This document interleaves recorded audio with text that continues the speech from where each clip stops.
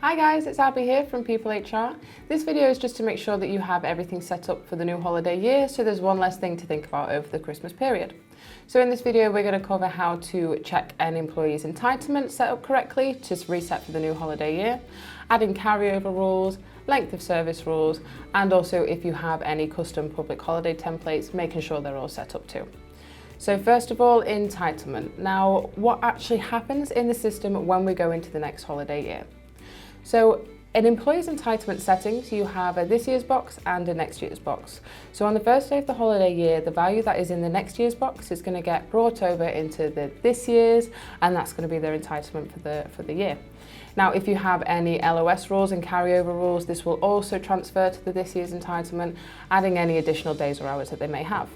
We'll go into checking these rules a little later. So first, let's make sure that we have their standard entitlement set up for next year.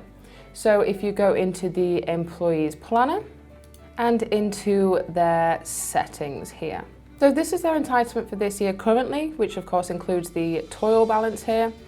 And so I want to make sure that the next year's entitlement is indeed set up to 25, which is great, so that it will pre-populate into this year's box on the new holiday year. So if that's not what it should be, you can just type it in here, click outside the box, and then click save. Now you can also do this in bulk. So to do that, if you go into the bulk actions tab, holiday and other events, and then holiday entitlements, make sure we're clicking the next year's. So this page is to select who you wish to set this up for. So you might have different yearly entitlements depending on the department or job role, for example, or if it is the same value for the whole year, for the whole company, you can just skip this page. So in this case, I want to make sure everyone in the Germany location is set up for 25 days.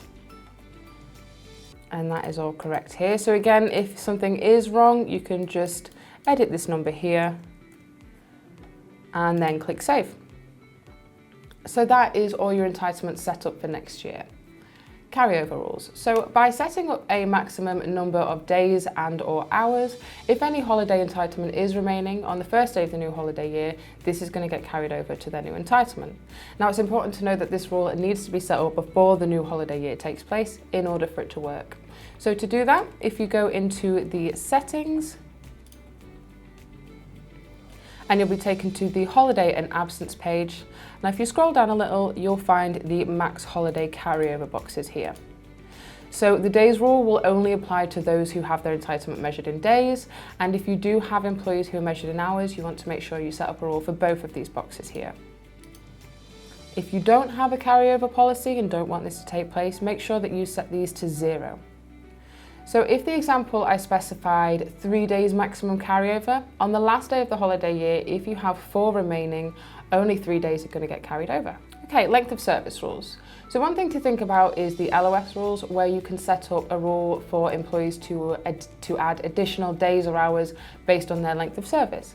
Now, this additional entitlement will also be added on their entitlement on the first day of the holiday year. Now below this video is a link to an article on LOS rules. This includes a video walkthrough and also some written examples of when this would be applied. If you do wish to use this option, I would definitely advise taking a look at that article to gain a better understanding of how this works, when it will trigger and when it might not trigger. Okay, and the last thing is public holidays. Now, if you do use our preloaded England and Wales public holiday template, this will already have the next few years loaded, so you don't have to worry about anything. If you do have a custom public holiday template, you might just want to make sure that you've got next year's public holidays included in that template. So back to the page that I was on, so settings and holiday and absence, and then scroll down to the default public holiday template and click manage this list. Now, a common mistake here is creating a new template each year. Now, the problem with that is that you're going to have to manually add everyone onto the new template every single year. Instead, all you have to do is add next year's days onto the same template so that these can be seen on the employee's planner when booking for the holidays for next year. You can also see what they had last year and so on.